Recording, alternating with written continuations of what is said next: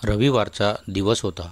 मनोहर आजोबा आपल्या मुलांची भेटायला येतील म्हणून वाट बघत होते. त्यांना 8 दिवस झालं बरं नव्हतं. त्यांना एका आश्रमात ठेवलं होतं. त्यांचा नाश्ता झाला आणि सकाळच्या गोळ्या घेऊन झाल्या होत्या. एरवी ते टी व्ही पाहायचे. या वेळेला पण तब्येत बरी नसल्यामुळे झोपले होते. त्यांना BP सोडून कुठलाही आजार वगैरे नव्हता.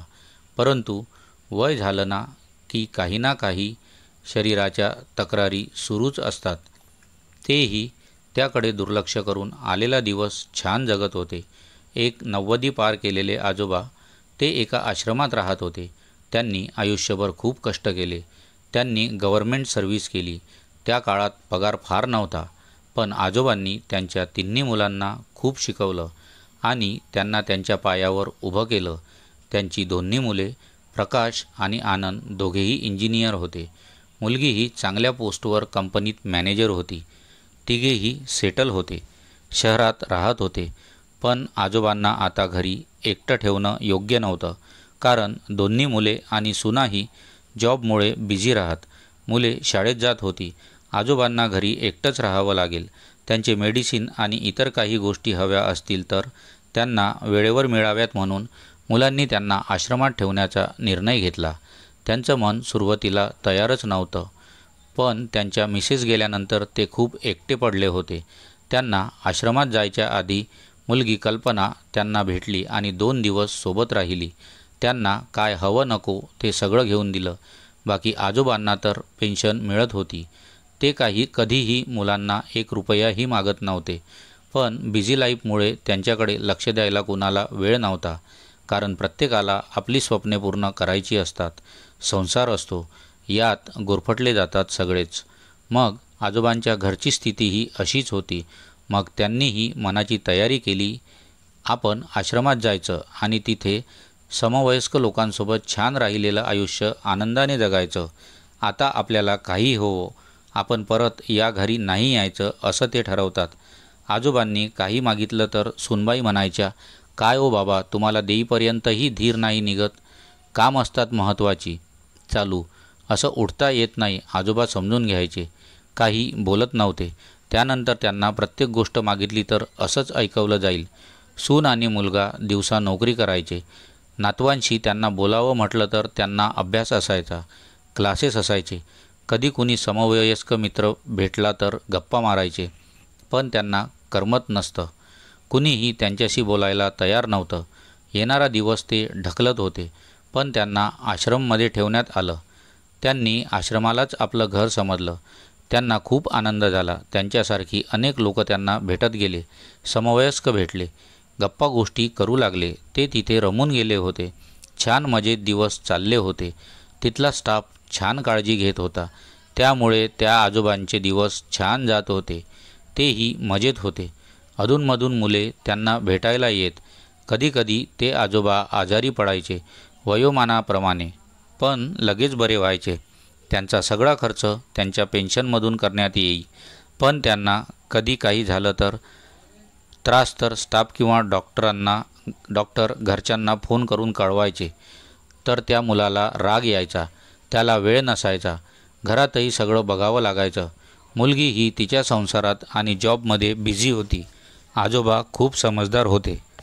ते कुणी भेटायला नाही आले तरी समजून घ्यायचे. त्यांची सर्वांशी मैत्री झाली होती. स्टाफला ते खूप हसवायचे, म्हणून प्रत्येकाला लळा लागला होता. ते सर्वांना आवडायचे. असेच दिवस चालले होते. ते थोडे आजारी होते. अशक्तपणा जाणवत होता, म्हणून आपल्या मुलाची वाट बघत होते.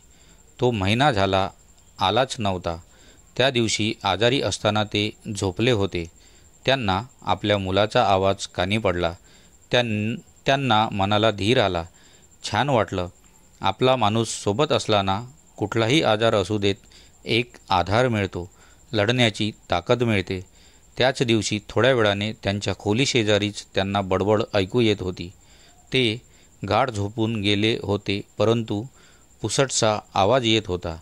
हे दुसरे तिसरे कुणी नसून त्या आजोबांचा मोठा मुलगा आणि सुनबाई होत्या. डॉक्टर आणि नर्सला बोलत होते, अहो, त्यांना बरं नाही आहे. तुम्ही त्यांची ट्रीटमेंट करता, काळजी घेता, हे सगळं ठीक आहे, पण त्यांचंही आता 90च्या पुढे वय गेलं आहे. कशाला तुम्ही जास्त ट्रीटमेंट करता, त्यांचं आयुष्य वाढवता, यात आमचाही वेळ जातो. मुंबईवरून पुण्याला येणं आणि त्यात आम्ही सगळेच नोकरी करतो, आम्हालाही फारसा वेळ नसतो हो डॉक्टर. डॉक्टर आणि नर्स शांतपणे ऐकून घेऊन त्यांना व्यवस्थित समजावून सांगत होते, पण ते लोक त्यांचंच म्हणणं मांडत होते. त्यांचं मत होतं की थांबवा आता, हे सगळ्यात पैसाही जातो आणि आम्हालाही वेळ नसतो. ते आजोबा इतक्या दिवस छान जगले, आता त्यांचं आयुष्य कशाला वाढवता, एवढी ट्रीटमेंट का करायची, त्यांचं वय झालं ना आता. पण डॉक्टरांनी त्यांना सांगितलं, तुम्हाला बाबांची ट्रीटमेंट नसेल करायची तर राहू द्या, कारण कुणाही व्यक्तीला काही त्रास होत असेल तर आम्हाला ट्रीटमेंट अशी अर्धवट सोडता येत नाही. आम्ही आमचं कर्तव्य पार पाडू. तुम्हाला भेटायला यायला वेळ नसेल तर आमचा स्टाफ काळजी घेऊ शकतो. जरा तुम्हीही समजून घ्या ना. त्यांचंही वय झालं आहे, म्हणजे त्यांनी यापुढे जगूच नये आणि आपण त्यांना असं मरणाच्या दारात सोडणं कितपत योग्य वाटतं तुम्हाला. आणि ट्रीटमेंटसाठी फार थोडीच पैसे लागत होते, फक्त IV इंजेक्शन आणि काही मेडिसिन, एवढंच त्यांना आता गरजेचं आहे. त्यावरून तुम्ही एवढं बोलत आहात. तसं नाही हो डॉक्टर, फक्त एवढंच वाटतं, उगाच त्यांचं आयुष्य वाढवून त्यांना त्रास देणं बरं नाही, त्यांचा मुलगा म्हणाला. पण डॉक्टरांना जे समजायचं ते समजलं. यांचा आवाज वाढला. हे नवरा बायको डॉक्टर आणि नर्सशी जे काही बोलत होते आणि त्यावर डॉक्टरांचं त्यांना समजावणं सगळंच त्यांनी ऐकलं होतं, पण ते झोपले आहेत असं दाखवत होते. डॉक्टर आणि नर्स निघून गेले. त्यांचा मुलगा आणि सून त्यांच्या रूममध्ये येऊन त्यांच्या तब्येतीची चौकशी करायची सोडून त्यांनाच बोलत होते. काय ओ बाबा, या वयात असं काही ना काही होतच असतं की. तुम्ही लगेच डॉक्टरांना सांगता तुमचं नेहमीचं आहे, मग ते आम्हाला कळवतात. आम्हालाही आमची कामं सोडून यावी लागतात. आणि त्या डॉक्टरांना बोलायला काय जातंय, पैसेही लागतात ना. आजोबा शांतपणे ऐकून घेत होते. त्यांना वीकनेस जाणवत होता. त्यासाठीच डॉक्टरांनी सलाईन वगैरे सुरू केलेलं होतं. पण या घरच्यांना याचं काहीच नाही करावं वाटायचं. थोड्या वेळाने ते दोघेही निघून गेले. आजोबा विचार करत बसले होते. दुसरा मुलगा डॉक्टरांना भेटला. तोही त्याच विचारांचा होता.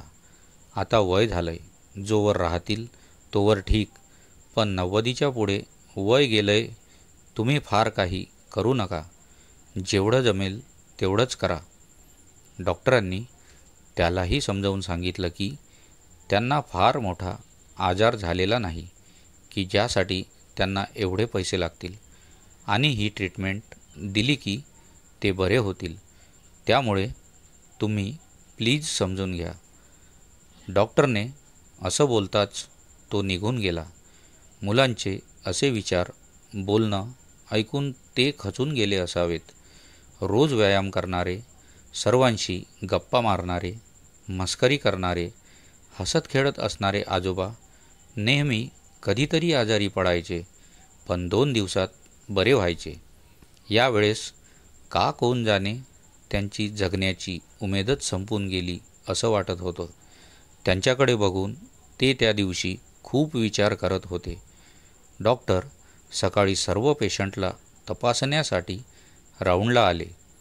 ते मनोहर आजोबांना तपासण्यासाठी गेले तेव्हा त्यांना ते काहीतरी विचारात असल्यासारखे शांत शांत वाटत होते. डॉक्टरांनी त्यांच्याशी बोलण्याचा प्रयत्न केला. डॉक्टर निघाले तेवढ्यात त्यांनी थांबवलं. म्हटले की, डॉक्टर, तुम्ही खूप करता हो माझ्यासाठी. नकळत डोळ्यात पाणी जमा झालेलं. नेहमी मला बरं करता, पण यावेळेस या घरच्या लोकांनाच वाटत नाही मी जास्त दिवस जगावं. ऐकलंय मग कालचं बोलणं. डॉक्टर म्हणाले, बाबा तुम्ही काही काळजी करू नका, आम्ही आहोत ना तुमच्यासोबत. तुमची काळजी आम्ही घेऊ, तुम्ही फक्त काळजी घ्या. आजोबांनी नुसती मान हलवली. आजोबा मनात विचार करत होते की आपली माणसेही असा विचार कसा करू शकतात आणि यांना माझं काय करावं लागतंय. पैसे तर माझी सोय मी केलेली आहे, मी थोडीच कुणावर अवलंबून आहे. पण तरी यांना असं का वाटावं. ते आज शांतच होते. ते केअरटेकरला म्हणाले, मी जरा वेळ पडतो. त्यांना शांत झोप लागली होती. 4-5 दिवस डॉक्टर त्यांच्यावर ट्रीटमेंट करत होते. घरचे त्या दिवशी नका काही करू म्हणून सांगून गेले होते, पण डॉक्टर, नर्स आणि इतर लोक त्यांची सेवा करत होते, व्यवस्थित जेवण वगैरे करत. त्यांचे मित्र मनोहररावांना धीर देत, तू लवकर बरा हो असे सांगत. तर त्यांनाही करमत नसतं. 8 दिवस होतात, कुणाशी बोलले नव्हते आणि फिरले नव्हते. त्यांना परत पहिल्यासारखं छान व्हायचं होतं, आनंदात जगायचं होतं. वय इतकं होतं, पण खूप ॲक्टिव्ह आणि पॉझिटिव्ह विचारांचे, सर्वांना मदत करायचे. त्यांना आता ट्रीटमेंटमुळे एका बेडवर झोपून कंटाळा आला होता. त्यांच्यात आत्मविश्वास होता, खूप सहनशील होते. डॉक्टरांनीही त्यांना धीर दिला. ते बरे झाले, सगळ्यांना भेटले. त्यांना खूप आनंद झाला. पण मुले वेळ नाही म्हणून अजूनही भेटायला आली नव्हती. त्यांनी त्या दिवशी मुलाला असं बोलताना ऐकलं होतं. ते बोलणं त्यांच्या मनाला लागलं होतं.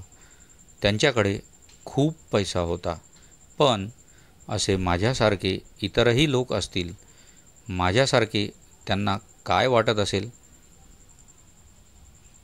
त्यांना या गोष्टीचं खूप वाईट वाटतं. आपण कुणावर अवलंबून नसावं. तेव्हा ते आजोबा डॉक्टरांना सांगून त्यांच्या घरच्यांना बोलावतात, त्यांच्या वकिलांना बोलावतात आणि विल बनवून घेतात. त्यांची सर्व मुले आणि त्यांची काळजी घेणारे डॉक्टर असे सर्व तिथे असतात. ते सर्वांना बोलावून घेतात आणि सांगतात की माझ्या मृत्यूनंतर माझी सगळी प्रॉपर्टी आणि जे काही पैसे असतील ते आश्रमाच्या ट्रस्टच्या नावाने करतात. तिथे त्यांच्यासारखे कुणी पेशंट आले वयस्कर, तर त्यांची ट्रीटमेंट वगैरे मोफत मिळावे म्हणून, आणि त्यांच्या मृत्यूनंतर स्वतःचं शरीर मेडिकल शिकणाऱ्या मुलांसाठी दान करावं, देहदान असं विल करतात. मुलांना त्यांची चूक कळते. ते आजोबांची माफी मागतात. त्यांना घरी चला आता असं म्हणतात. परंतु आजोबा आश्रमात त्यांच्या परिवारासोबत राहणं पसंत करतात. ते घरी जात नाहीत. हेच माझं घर आहे आता असं म्हणतात आणि ते आजोबा तिथेच आनंदाने राहू लागतात. जन्म आणि मृत्यू कुणाच्याही हातात नाही. ज्याला जन्म आहे त्याला मृत्यू पण आहे. प्रत्येकाला जगण्याचा अधिकार आहेत. आपण ठरवणारे हे सगळं कोण? कधीकधी आपल्यातले परक्यासारखे वागतात ना, तेव्हा खूप त्रास होतो. आणि परकी माणसं मात्र न सांगता खूप काही करून जातात. मित्रांनो, कशी वाटली तुम्हाला आजची ही कहाणी? आवडली असेल तर लाईक, शेअर, कमेंट करायला विसरू नका. आणि अशाच प्रकारच्या नवनवीन कहाणी ऐकण्यासाठी चॅनलला सबस्क्राईब करा. भेटूया पुढच्या कहाणीमध्ये. तोपर्यंत धन्यवाद.